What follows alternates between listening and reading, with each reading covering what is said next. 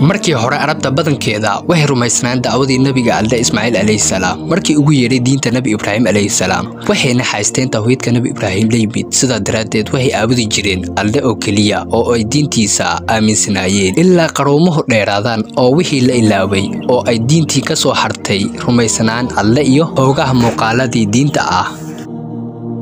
markaas ayaa waxa yimid nin magiisa la dhaxo Amr ibn Luhayya oo ahaa qabiilka Quza markii horena ahaa nin lagu bartay wanaag iyo deeqsanimo iyo ibaado ilaa dadku jeclaadeen hadalkiisa la dhageysto ayagoo moodaya culimada aqoonta leh markaas ninkaasi wuxuu safar ku tagay dhulka Falastiin halkaas oo ku soo arkay reer Shaam oo sanabo aabudaya arintaas ayaa la qurux badnaatay wuxuuna moodayay wax xaq ah sababtoo ah Shaam waa dhulkii nabiyadu imaan jireen markaas wuxuu la yimid sanabka hubaal oo la dhigay Kacbada gudaheeda uguna yeeray reer Makka shirkiga iyo Alle inay ibaadada id kale la wadaajiyaan taasoo ay ka yeeleen kadibna wax yar lagama joogine in arabtii kale reer Makka ku raaceen illeen waa dadkii xaramka oo diinta yaqaanay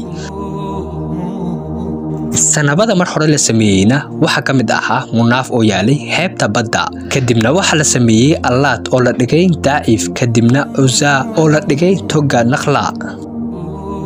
saddexdan sanab ayaa ugu waaweynaa sanabadooda kadibna shirkigii waa faafay ilaa uu gaaray guri walba iyo tuulo walba ilaa qabiilo walba ay sameysteen sanaba u gaar ah waxa kale oo la sheegaa Amr ibn Luhayy inuu lahaa shaydaan wax u sheegaa marka uu tusayay meesha ay ku aasan yihiin sanabadii qoomkii Nabi Nuux alayhi salaam marka uu soo faagtay oo keenay wadamada Suwaan Yaquus Yauq iyo Nasran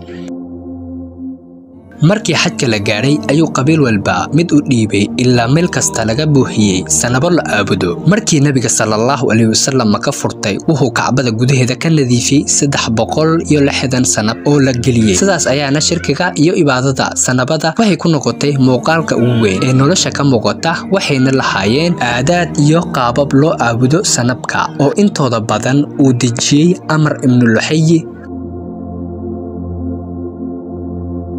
waxayna markii hore u arkayeen waxa Amr ibn Luhayy oo keenay oo bidoo wanaagsan oo aan bedelaynin diintii Nabi Ibraahim alayhi salaam waxaana kamid ahaa inay sanabadooda reerahooda qanoodaan iyo inay magangalaan oo baryaan oo u geyshadaan waqtiyada dhibku hayo oo ku dul dhawaafaan iyagoo aaminsan inay u shafeeco qaadayso Alle agtiisa oo wax ka tarayso wax ay doonayaan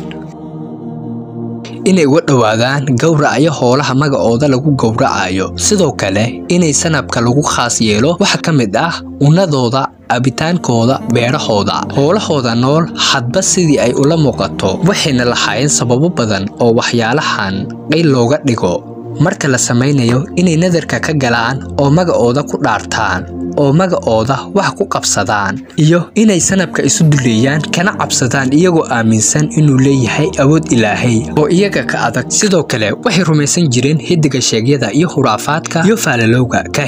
kaahinadu waa ninka sheeganaya inuu qaabka qarsoon og yahay iyo wax imaan doona uraafkuna waa ninka sheeganaya inuu og yahay siraha sida wax dhuma meesha ay yaalaan faalalowguna waa ninka dhulka xarxariiqa hidiga sheeguna waa ninka sheeganaya marka roobka da'ayo iyo waxyaalaha la midka ah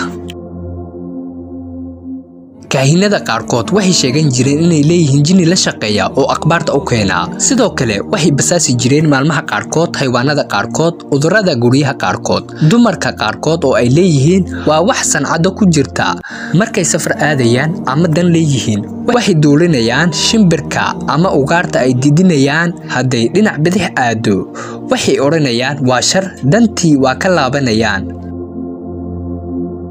sidoo kale waxa jiray waxyaalo ka haray diintii Nabi Ibraahim alayhi salaam kulligeedna kama aysan tagin sida gudashada xajka iyo ilaalinta bilaha hormada leh oo runtii ahaa rahmad ay ku kala nastaan dagaalada dhaca la joojo diintani haddaba waa diintii shirkiga ee jahliga waxa kale oo jira diimaha ahlu kitaabka qaarkood oo arabta soo galay waxaana kamid ahaa